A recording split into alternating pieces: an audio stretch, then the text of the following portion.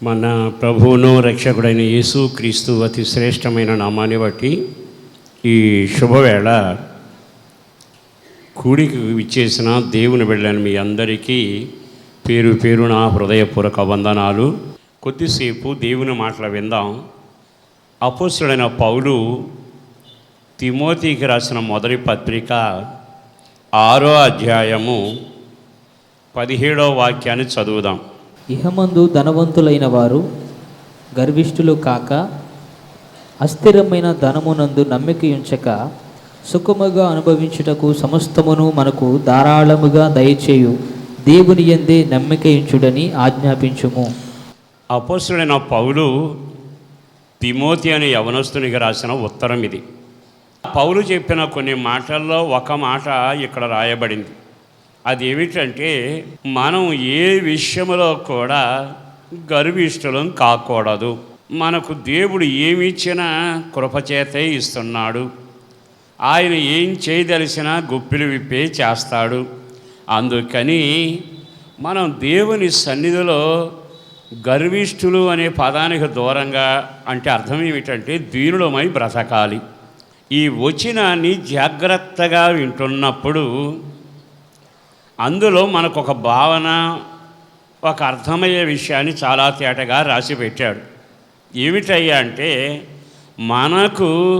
మనం ఆరాధన చేసే దేవుడు సమస్తమును ధారాళముగా దయచేయువాడు. ఈ సంఘానికి ఈ సంగతి చెప్పు. మనం ఎవరి దగ్గరికైనా వెళితే సాయం పొందొచ్చు, పొందకపోవచ్చు. ఆ ఇస్తానన్న వాళ్ళు కొన్నిసార్లు బిగబట్టవచ్చు. ఇస్తాను అనుకున్న వాళ్ళు కొంతే ఇవ్వచ్చు. కానీ మనం జీవం కలిగిన దేవుని ఎరిగిన వారం కదా. ఆ జీవం కలిగిన దేవుని దగ్గరికి వెళ్ళి మోకాళ్ళ మీద పడి ఆయన పాదాలు పట్టుకొని బ్రతిమలాడుతూ, అయ్యా నాకు ఇది దయచేయి అని కానీ ఎవ్వరు అడిగినా ధారాళముగా దయచేయగలిగిన వాడు. మీరు అడగడమే తథ్యం, కార్యం సఫలమవుతుంది.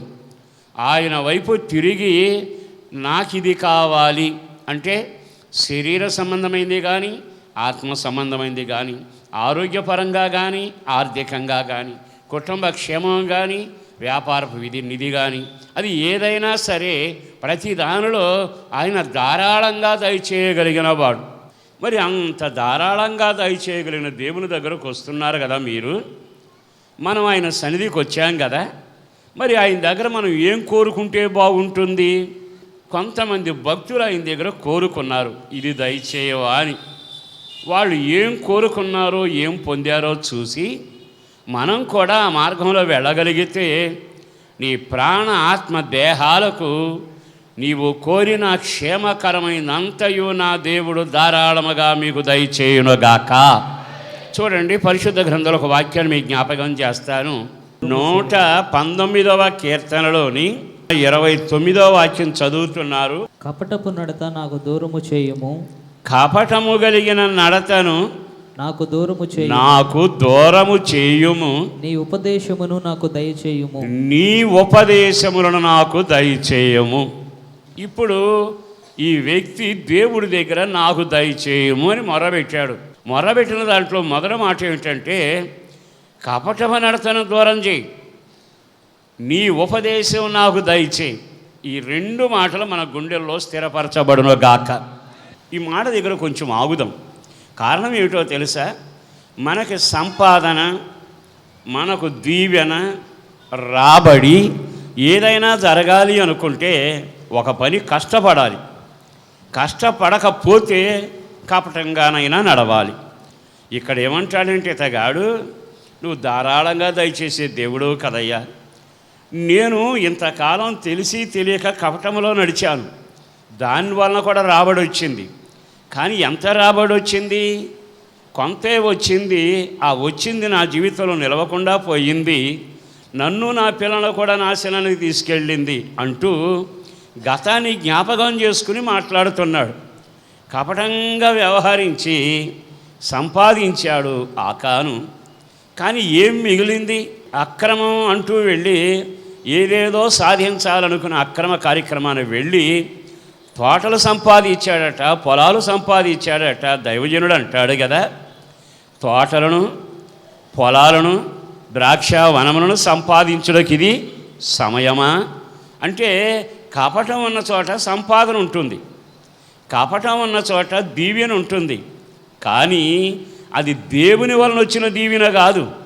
అందుకే ఇతగాడికి అర్థమై ఓ చక్కని మాట అంటాడు, అయ్యా ఈ కపటపు నడతను, ఈ కపటంగా వ్యవహరించే విధానాన్ని నా నుండి నీవు దూరపరుచుము. ఇతనికి అర్థమయ్యింది ఏమిటంటే, ధారాళంగా దయచేసే దేవుని దగ్గర నుంచి నేను ఏదైనా పొందాలి అనుకుంటే, ధారాళంగా దయచేసే దేవుడు ఆకాశమైన విప్పగలిగిన వాడు. ఆకాశం విప్పితే ఎంత దీవెన వస్తుంది, కపటంతో నడిస్తే ఎంత బయలుదేరి వస్తుంది. అందుకని ఇతనికి అర్థమయ్యింది, నేను ఎంత వివేకిని, ఇంతకాలం కపటంతో నేను ప్రవర్తించానుగా, కపటపు మాటలతో వ్యవహరించానుగా, కపటపు నడతలో కొనసాగాను కదా, ఇక నాకు అక్కరలేదు అన్నట్టుగా కపటపు నడతను నాకు దూరం చేయి. ఆ మాట ఎంత గొప్పగా ఉందో తెలుసా? మనోనేత్రం వెలిగించబడినప్పుడు మనిషి పలికే మాట ఇది. యాకోబు నడిచాడు, ఎంతమంది మోసగాడు నడిచారు, వాళ్ళంతా కపటంగా నడిచి ఏమి సాధించారు?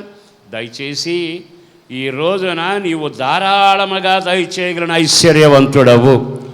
నీవు ఐశ్వర్యంతో నువ్వు గుప్పిలు విప్పితే కోరికలు తీరతాయి, ఆకాశం తెరిస్తే తలగా మారతాను. నువ్వు విసురు అన్ని మాట వింటే విస్తారమైన చేపలు పడతాయి. ఇతను అడగాల్సింది ఏమిటో తెలుసా? కపటం నడతను తీసేయ్యా, ఇక యథార్థంగా ఉంటాను, కొంచెం గుప్పిలు విప్పి నా ఇంటి అవసరాలు తీర్చేయని అడగొచ్చుగా. ఇతగాడికి తెలుసు, నేను ఆయన అవసరాలు తీర్చమని అడగక్కరలా, ఆయనను కానీ ఉపదేశం దయచేయమని అడిగితే ఎక్కడ ఉపదేశం ఉంటుందో, ఎక్కడ ఉపదేశం వింటారో, ఎక్కడ ఉపదేశాన్ని అనుసరిస్తారో ఆ జనులను సమస్త జనుల కంటే ఆయన తలగా చేయబోతున్నాడు. అంటే ఒక జనాంగం తలగా మారాలి అంటే, ఒక జనాంగం ఆశీర్వదించబడాలి అంటే, ఒక జనాంగం వాళ్ళ జీవితంలో ఎవ్వరికీ జరగని అద్భుతాలు వారికి జరగాలి అంటే ఉపదేశం. మరి ఈ రోజున ఉపదేశాన్ని కోరుకుంటున్నామా, లేదు అక్రమంగా వచ్చే సంపాదన కోరుకుంటున్నామా? మన దేవుడు ధారాళంగా దయచేయగలిగిన వాడు, ఆయన సమృద్ధిని దయచేయగలిగిన వాడు. అందుకే ఇతను మొదట మాట అంటున్నాడు, దయచేసి నీ ఉపదేశాన్ని దయచేయి. ఆయన ఉపదేశం కొరకు గడప దగ్గర కనిపెట్టుకోవాలట, ఆయన ఉపదేశాన్ని వినాలట. అందుకే దైవజనుడు చక్కని మాటలని బైబిల్లో రాశాడు. మీరు ఆయన మాట వినయ్యాడాలా? యెహోషువతో దేవుడు చక్కని మాట అన్నాడు. ఏమన్నాడు తెలుసా? ఈ ధర్మశాస్త్రం బోధించు, తప్పిపోబాకు. ఈ ధర్మశాస్త్రమును ధ్యానించు, మర్చిపోబాకు. ఈ ధర్మశాస్త్రాన్ని అనుసరించు, మానబాకు. అనుసరించడం, చదవటం, నీవు దానికి అప్పగించుకోవడం జరిగితే నీ మార్గాన్ని నువ్వే వర్ధిల్ల చేసుకుంటావు అని ఆయన ఎంత తేటగా యెహోషువ గ్రంథం 1వ అధ్యాయం 8లో రాసి పెట్టాడు. నా ప్రభువును బట్టి బ్రతిమలాడుతూ దండం పెట్టి చెబుతున్నా, ఈ మాటలు విన్నాకైనా ఉపదేశం లేకుండా మనకు దీవెన కలగదు. ఉపదేశం ఏమిటి? ఇకనైనా మోసాన్ని మాను, ఇకనైనా పాపాన్ని మాను, నీ కొరకు సిద్ధంగా ఉన్న యేసు రక్తం ద్వారా కడగబడు. అదేగా ఉపదేశం. మూర్ఖులైన ప్రజల నుంచి వేరు మండుతున్న జ్యోతిలాగా నీ ఉండాలి, ఆరిపోయిన జ్యోతిలాగా ఉండడానికి కాదుగా. ఉపదేశ క్రమం ఏమిటో తెలుసా? మూర్ఖులైన ప్రజలతో వేరుగా ఉండండి, మీరు అభిషేకం కొరకు కనిపెట్టి ఆత్మచేత నింపబడండి, సిలువకు సాక్షులుగా ఉండి సిలువను మొయ్యండి, అపవిత్రతకు చోటు ఇవ్వకండి, ఆత్మను ఆర్పబాకండి. ఇదేగా ఉపదేశ క్రమం. మరి ఈ రోజున మారు మనసు, బాప్తీసము, వేరుపాడు జీవితము, ఆత్మాభిషేకం, ఈ ఉపదేశం నీలో ఉంటే ఆ తర్వాత వచ్చే దీవెనల పరంపర ఇంత అంత అని చెప్పలేంగా. అందుకే దైవజనుడు పేతుడు ఏమన్నాడు తెలుసా? పడవన్నప్పుడు, వలలున్నప్పుడు డబ్బులున్నాయి, చేపలున్నాయి, ఇది కాదు ఇప్పుడు నా సంపాదన, అసలు యేసుని నేను సంపాదించుకున్నాను, ఆయనను సంపాదించుకున్నాను గనక వెండి కంటే బంగారం కంటే విలువైంది. అందుకే దైవజనుడు అంటాడు, ఆహా నీ ఉపదేశము ఎంత విలువైనది, నీ ఉపదేశం నన్ను బలపరుస్తుంది, వెలిగిస్తుంది, జుంటి తేనె ధారల కంటే బాగా ఆశీర్వాదకరంగా ఉంది అంటున్నాడుగా. కృపైన దీవెనైన, ఆరోగ్యమైన, ఐశ్వర్యమైన, నెమ్మదైన, సమాధానమైన, సంతోషమైన ఆయన ధారాళంగా దయచేయాలి అనుకుంటే కపటత నడత నాకు అక్కరలేదయ్యా, ఇదిగో నీ ఉపదేశం నాకు దయచేయ్యా అని అడిగి ఉపదేశాన్ని కట్టుబడండి. ఉపదేశంతో నడవడం మొదలుపెట్టండి. ఉపదేశంలో పరిగెత్తడం మొదలుపెట్టండి. ఈ ఉపదేశమే నా మార్గములకు దీపమయ్యుంది అని నీవు నడవగలిగితే ధారాళముగా దయచేసే దేవుడు నీకు సమస్తమును దయచేయునుగాక. ఆ ప్రభును బట్టి మీతో నేను చెప్పగలిగిన మాట ఏమిటంటే, నిశ్చయముగా మన దేవుడు ధారాళముగా దయచేయగలిగిన వాడు. ఆయన గుప్పిని విప్పి గొప్ప కార్యాలు చేయగలిగిన వాడు. నీ సమస్యలన్నీ తీర్చగలిగిన వాడు. బండలో నుంచి ఓటైనా, ఆకాశం నుంచి మంచైనా, కావలసిన మన్నానైనా దయచేయగలిగిన వాడు. ఆయన చెయ్యి చాపిత అద్భుతాలు జరుగుతాయి. అట్టి దేవుని దగ్గర నువ్వేం కోరుకుంటున్నావు?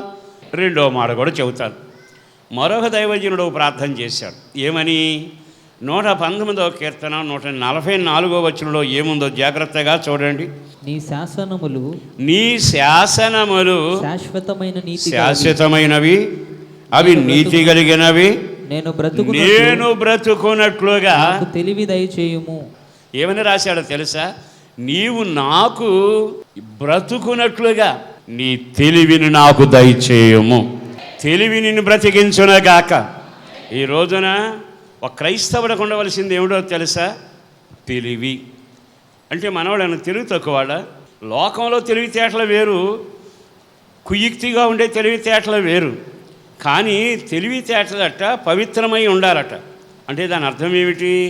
ఒక రోజున సొలొమోను మహారాజు దేవుడి దగ్గర ప్రార్థన చేశాడు. న్యాయం తీర్చాలి ఈ ప్రజలకు, నాకు దయచేసి నీ జ్ఞానము తెలివి దయచేయి అన్నాడు. ఆయనకి తెలివి లేక కాదుగా. లోక సంబంధమైన తెలివి చాలామందికి ఉంటుంది.